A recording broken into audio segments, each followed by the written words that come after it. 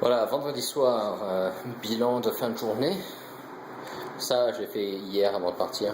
Je sais pas si j'avais montré sur la vidéo, mais le truc de base, comme ça je peux tout monter demain. Aujourd'hui, donc on a mis le DITRA, la membrane de découplage, sur le sol. On a fini de mettre ça, les plaques cimentées aux alentours. Demain, je vais commencer à l'imperméabiliser avec la membrane Kerdi. À part ça, la peinture, ça continue. Là, je vais partir. Tu vois, ils ont poncé le plus gros aujourd'hui. Donc, il leur reste un peu de travail à faire. Si seulement il n'y avait pas les taches, ça serait super de le laisser comme ça, couleur naturelle. Mais il y a trop de taches partout pour pouvoir le faire.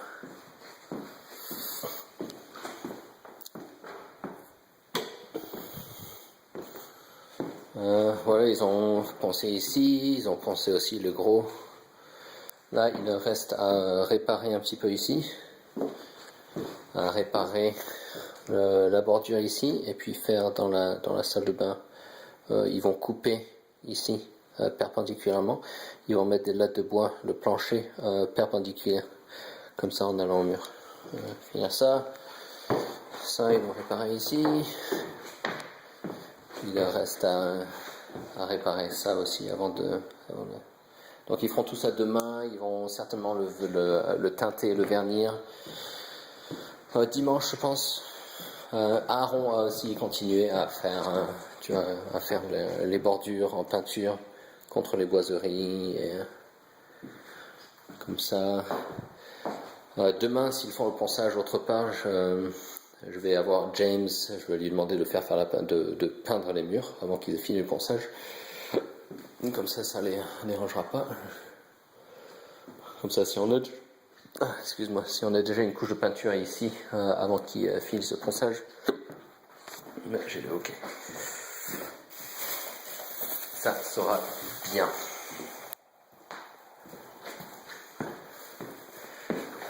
Sinon, à l'extérieur. Ah oui, ça, on a eu, ça c'est poncé et c'est prêt à mettre la sous-couche avec la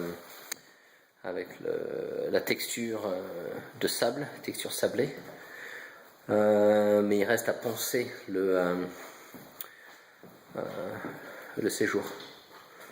Là, tout ça, il faut donner une couche finale de ponçage, un coup de ponçage final. Et donc peut-être James va le faire si Miguel ne vient pas demain.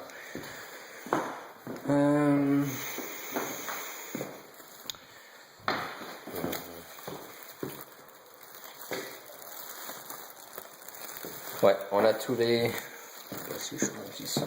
Ils vont réparer les quelques marches qui sont cassées.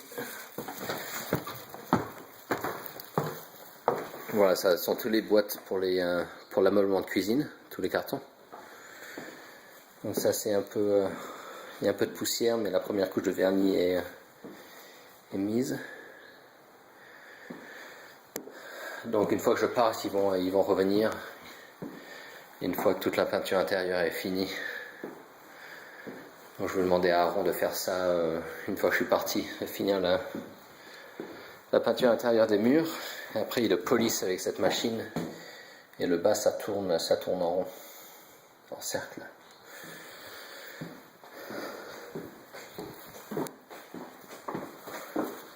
Il a commencé à couper aussi là, enfin à faire la peinture dans les coins, les bordures.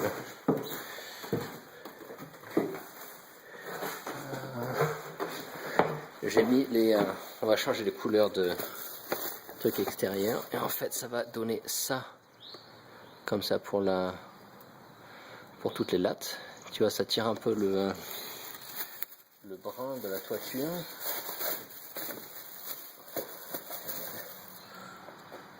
Tu vois, ça tire un peu le brun de la toiture.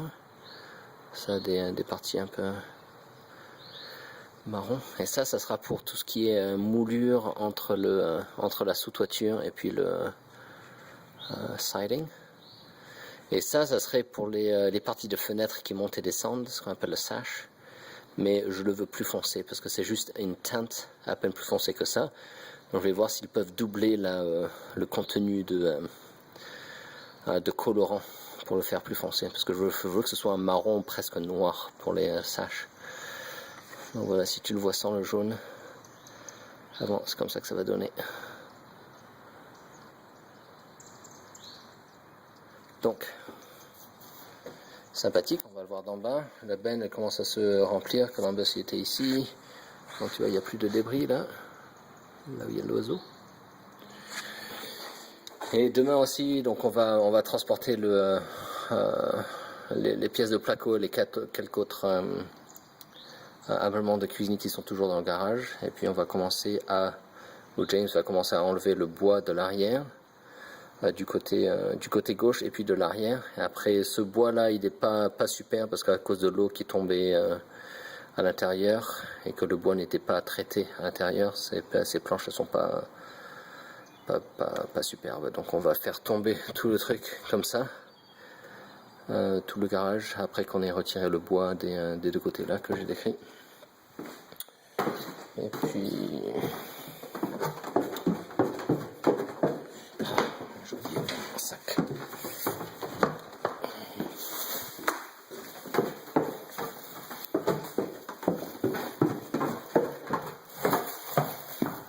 Ouais, à ce moment-là, je vois aucune chance de pouvoir finir avant que je parte. C'est clair, surtout avec le carreau dans la salle de bain, j'aurais même pas fini si c'est tout ce que je faisais. D'ici que je parte, j'aurais pas le temps de finir. Ça, c'est d'autres trucs d'ameublement de cuisine. C'est ça que ça va donner. Je les ai montrés aux voisins qui sont assez intéressés par le projet. C'est eux qui m'ont donné les idées de couleurs pour l'extérieur, ou qui m'ont persuadé de changer la couleur.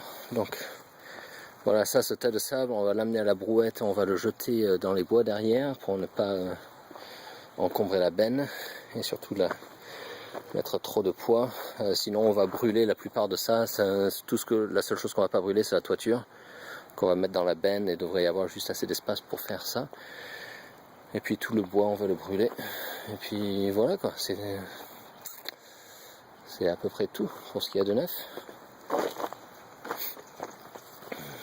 Voilà, c'est la scie à carreaux.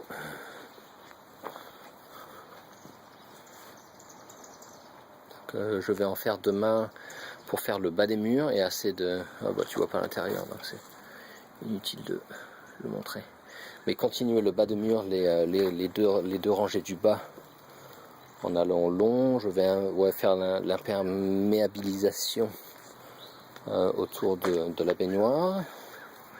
Et puis en bas du mur, entre juste là où le mur joint le sol, il faut que je mette une bande de Kerdi pour l'imperméabiliser, comme ça s'il y a de l'eau sur le sol, ça ne va pas aller vers le mur et puis tomber, aller au sous-sol. Donc si je mets cette petite bande de Kerdi, comme ça va l'imperméabiliser jusqu'à 5 cm au-dessus du niveau du sol. Je vais faire ça sous les éviers. Je veux faire ça le mur qui longe le côté gauche de la douche. Là-bas, le côté gauche, je vais faire ça tout autour de la baignoire, des deux côtés, et c'est tout. Je ne vais pas le faire là où il y a les chiottes, parce qu'il n'y en a pas besoin. Parce qu'il ne devrait pas y avoir d'éclaboussure. Donc voilà, c'est tout. Je vais poster ça en même temps que la vidéo d'hier, que j'ai pas encore mis sur YouTube. Donc, et tu m'appelles demain. Donc à bientôt. Ciao.